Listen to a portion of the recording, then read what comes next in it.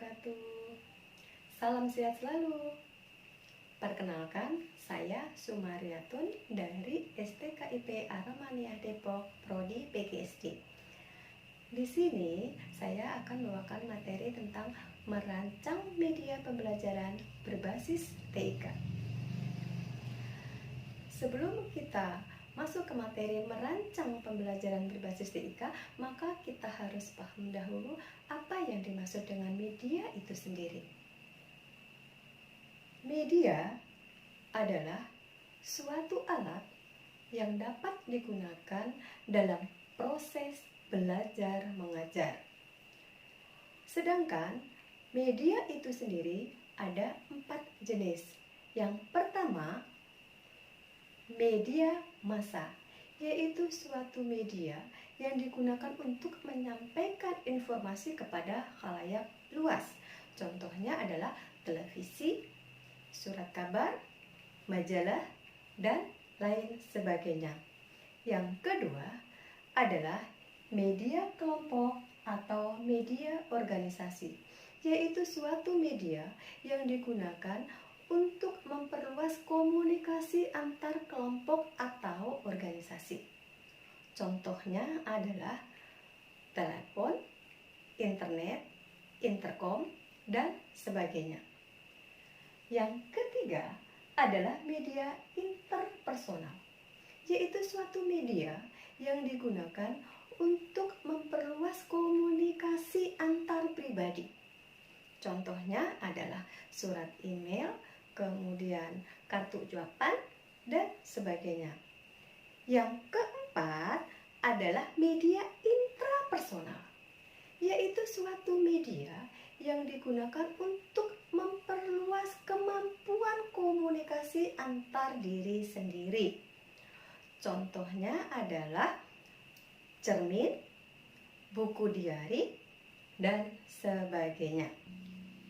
Sekarang, apa yang dimaksud dengan teknologi itu sendiri?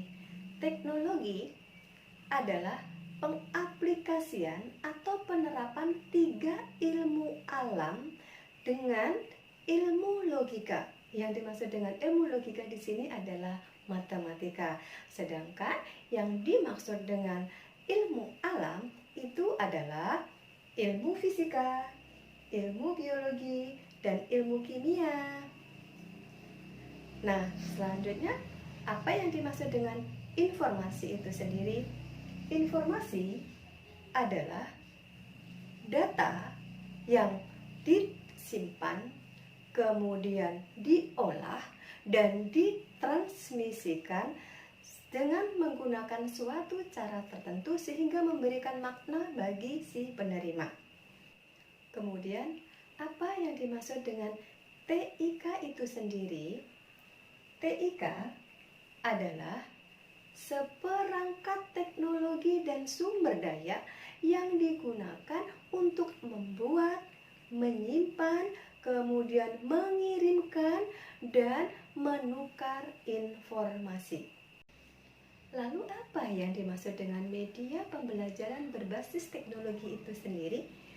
Nah, media pembelajaran berbasis teknologi itu adalah suatu alat yang digunakan untuk mengolah dan mentransfer baik data dan informasi agar peserta didik itu akan lebih mudah menerima dan memahami materi pembelajarannya. Berdasarkan bentuknya, media pembelajaran itu dibedakan dalam 3 jenis. Yang pertama itu adalah media visual, yaitu suatu media yang hanya bisa dilihat dengan indera penglihatan. Contohnya adalah gambar, kemudian peta, dan sebagainya. Yang kedua adalah media audio, yaitu suatu media yang hanya bisa didengar oleh indera pendengaran. Contohnya adalah radio, CD audio, dan sebagainya. Yang ketiga adalah media audiovisual, yaitu suatu media yang merupakan kombinasi dari media visual dan media audio. yaitu suatu media yang bisa dinikmati dengan indera penglihatan dan indera pendengaran. Contohnya di sini adalah televisi dan sebagainya. Selanjutnya, bagaimanakah kriteria yang baik untuk media pembelajaran itu? Yang pertama, harus ramah terhadap peserta didik. Artinya bahwa media pembelajaran itu harus aman untuk peserta didik. Kemudian yang kedua, pesan yang disampaikan itu harus jelas. Maksudnya, dengan menggunakan media pembelajaran, materi yang disampaikan itu akan lebih mudah dipahami oleh peserta didik sehingga tidak akan menimbulkan mispersepsi, miskomunikasi, dan miskonsepsi. Yang ketiga, memfasilitasi keanekaragaman gaya belajar. Seperti kita ketahui bersama bahwa gaya belajar dari peserta didik itu bermacam-macam. Oleh karenanya, guru harus pandai memilih media pembelajaran yang dapat memfasilitasi keanekaragaman gaya belajar peserta didik. Kemudian yang keempat, harus bisa memusatkan perhatian peserta didik. Artinya bahwa media pembelajaran itu harus dibuat semenarik dan seindah mungkin sehingga peserta didik itu akan terpusat pada pembelajaran tersebut. Yang kelima, bahwa media pembelajaran itu harus bisa memberikan semangat, dorongan, dan motivasi kepada peserta didik.